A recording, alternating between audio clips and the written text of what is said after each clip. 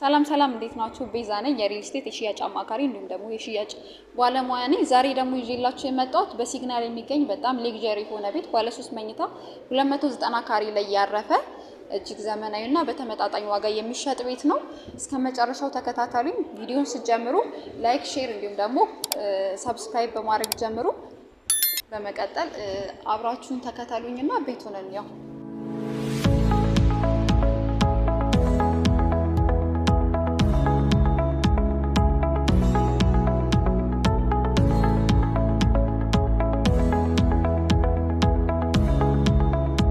እሺ እንግዲህ ከመጀመሪያ ከዚህ ከኮሪደሩና ከሊፍቶቹ እንጀምርና እንደምታዩት እዚህ ጋር 2 ሊፍቶች አሉት። በወለል ወይም ደግሞ በፍሎር 4 ቤት ብቻ ነው ያሉት። እዚህ ጋር 1 ቤት አለ፣ ሁለተኛ ቤት እዛ ጋር አለ፣ ሶስተኛ ቤት ደግሞ አሁን የምናየው 290 ካሬ አለ። አራተኛ ቤት ደግሞ 3 ሊፍት ነው ያለው በወለል። አራተኛው ቤት ደግሞ ከሊፍቱ ቀጥሎ ፊት ለፊት ያለው ቤት ማለት ነው። በመጀመሪያ ደረጃ እንግዲህ ኮሪደሩ ይሄንን ይመስላል። በጣም ሰፊ የሆነ ኮሪደር ነው ያለው። እንደምታዩት ሰፊ ነው፣ ለመንቀሳቀሻ አይደለም። ከምን በላይ ለማንኛውም አገልግሎት የምትጠቀሙበት በጣም ሰፊ የሆነ ኮሪደር ነው ያለን። በመቀጠል የምናየው የሰራተኛ ክፍል ነው። ከዋናው ቤት የሰራተኛ ክፍሉ የሚገኘው ከዋናው ቤት ውጪ ነው ያለው ማለት ነው። ይሄ የሰራተኛ ክፍል ይሄ የራሷ ማረፊያ ነው። ይሄ ደግሞ መታጠቢያ ክፍሏ ነው ማለት ነው። ሰራተኛዋ የራሷ ሻወር፣ ሽንት ቤት አላት፣ የራሷ መኝታ ክፍል አላት ማለት ነው። ዋናውን ቤት ከማየታችን በፊት ሶስተኛውን ሊፍት ወይም ደግሞ በወለል 3 ሊፍት ነው ያለው ብያቸዋለሁ። ሶስተኛውን ሊፍት እና አራተኛውን ቤት እንየው። ይሄኛው ሶስተኛው ሊፍት ነው። በወለል 3 ሊፍት እና በወለል 4 ቤት ነው ያለው። ይሄኛው ደግሞ አራተኛው ቤት ነው ማለት ነው። ይሄ ደረጃው ነው። አሁን በመቀጠል የምንሄደው ወደ ዋናው ቤት ላሳያችሁ ያልኳችሁ ወደ ዛሬው ቤት ማለት ነው። ይሄን ይመስላል። በመጀመሪያ ከበሩን ጀምር። በሩ እንግዲህ በኮንክሪት እና በብረት የተሰራ በር ነው። እሳት ቢፈጠር ከ5 እስከ 6 ሰዓት የመቆጣጠር አቅም ያለው በር ነው ማለት ነው። ወደ ቤት እንግባና ቤቱን እንመልከት። ይሄ እንግዲህ ሳሎኑ ነው። እንደምታዩት ሳሎኑ በጣም ሰፊ ነው ከሚባለው በላይ። ለመንቀሳቀሻ በጣም ፍሪ የሆነ ሳሎን ነው ያለው። አቀማመጡ በጣም ፍሪ ነው። ሌግዠሪ የሆነ ቤት ነው። የራሱ ባልከኒ ወይም ደግሞ በረንዳ አለው። በረንዳው ይሄንን ይመስላል።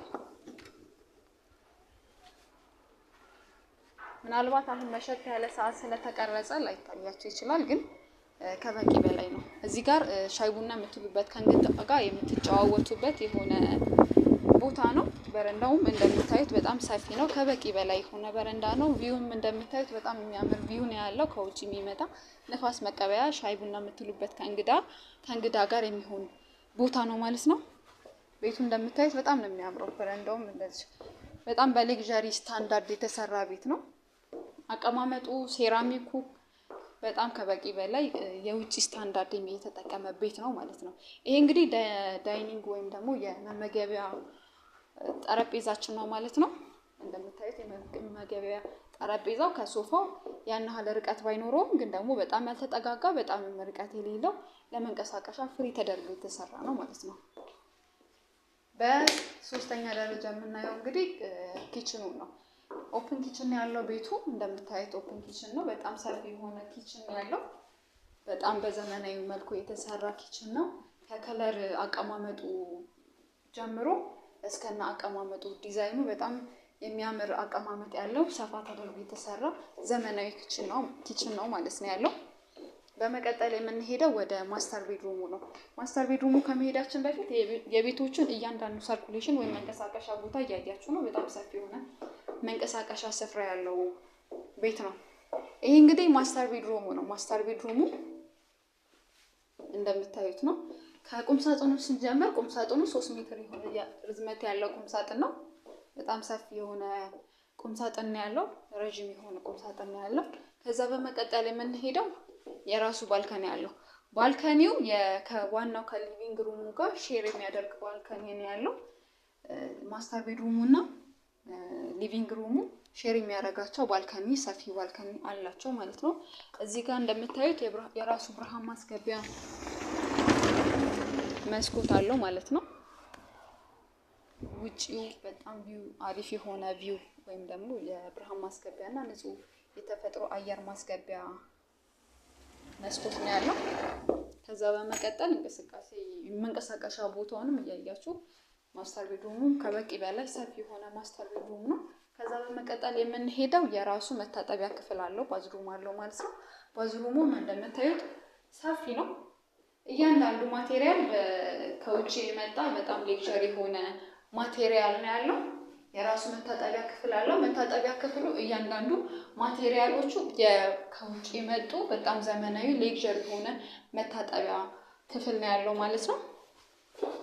ይህን ይመስላል የማስተር ቤድሩሙ ማለት ነው። በመቀጠል የምንሄደው ወደ ሁለተኛው መኝታ ክፍል ነው። ሁለተኛው መኝታ ክፍል ነው፣ ተከተሉ። ሁለተኛው መኝታ ክፍል እንግዲህ ይሄንን ይመስላል። ይህም በጣም ነው የሚያምረው። በጣም ሰፊ ነው። ይሄ ራሱ ለአንዳንድ ቤቶች እንደ ማስተር ቤድሩም የሚጠቀሙት ቤት ነው ማለት ነው። መኝታ ክፍል ነው። እዚህ ጋር ይሄ መብራት ሲጠፋ ለማጥኛ ወይም ደግሞ ለስብሰባ የምንጠቀመው ቦታ ነው ማለት ነው። ይሄ መብራት ይበራል። ዋናው መብራት ከጠፋ በኋላ እዚህ ጋር ለማጥያም ሆነ ራስን ለማዳመጫ የምንጠቀመው ቦታ ነው። ይሄ የራሱ የሆነም ይሄም እንደዚሁ ንፋስ መቀበያ ባልከኒ ወይም ደግሞ በረንዳ አለው። ለሁለተኛው መኝታ ክፍል ከበቂ በላይ ነው ማለት ነው። ወጣ ብሎ ንፋስ ለመቀበያ ማለት ነው። በመቀጠል የምንሄደው ወደ ሶስተኛው መኝታ ክፍል ከመሄዳችን በፊት ኮመን ባዝሩም ወይም ደግሞ የጋራ መታጠቢያ ክፍል ይባላል። ይሄ እንግዲህ ኮመን ባዝሩም ወይም ደግሞ የጋራ መታጠቢያ ክፍል ነው ማለት ነው። እንደምታዩት የጋራ መታጠቢያ በጣም ሰፊ ነው። ይሄ እንግዲህ ለየት የሚያደርገው እዚህ ጋር ሻወር እያለ ሰው እንዳይገባ ከፈለጋችሁ፣ ለመታጠብ ከፈለጋችሁ ይሄንን በር ዘግታችሁ እዛ ጋር ለብቻው የራሱ መታጠቢያ ክፍል አለው ማለት ነው። ላውንደሪ ማስቀመጫ ቦታ አለው። እዚህ ጋር ደግሞ ይሄ የላውንደሪ ማስቀመጫ ነው። እዚህ ጋር ደግሞ የራሱ መታጠቢያ ክፍል አለው። ይሄ ምናልባት በሩ ቢዘጋ ማለት ነው። ይሄ እንደምታዩት በጣም ሰፊ የሆነ በዘመናዊ ስታንዳርድ የተሰራ ቤት ነው ማለት ነው።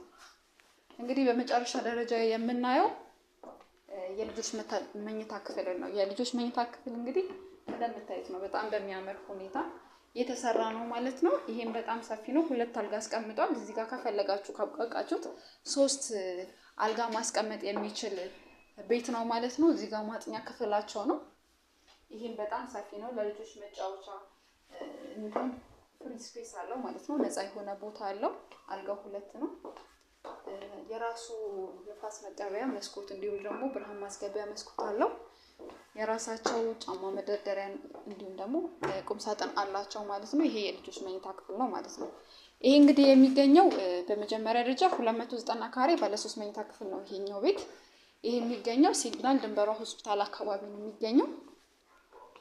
ከዚህ በተጨማሪ ግን ይሄን የመሰለ ቤት በቦሌ ኤድና ሞል አለምነሽ ፕላዛ ጎን የምትፈልጉ ከሆነ ግንባታው ከ80% በላይ የደረሰ የተናጠል ካርታ የተዘጋጀለት ከዚህ በለጠ በሌክዠሪ ስታንዳርድ የሚሰራና በጣም በዘመናዊ መልኩ የሚሰራ ቤት በቦሌ ኤድና ሞል አለምነሽ ፕላዛ ጎን እየገነባ እንገኛለን። እያንዳንዱ ቤትም ሆነ ሱቅ አማራጭ አለው። ቤት ከ75 ካሬ ጀምሮ፣ ሱቅ ደግሞ ከ14 ካሬ ጀምሮ አማራጭ ያላቸው ቤቶች ናቸው ያሉት። እያንዳንዱ ቤት የተናጠል የቤት ካርታ ተዘጋጅቶላቸዋል። ይህንን ይመስላል። በቀጣይ ቪዲዮ ደግሞ ሌሎች ቤቶችን አሳያቸዋለሁ ማለት ነው። ለበለጠ መረጃ ከታች ስልክ ቁጥር አስቀምጥላችኋለሁ። እኔ ቤዛ ነኝ፣ ደውሉልኝ። ቻው፣ መልካም ጊዜ።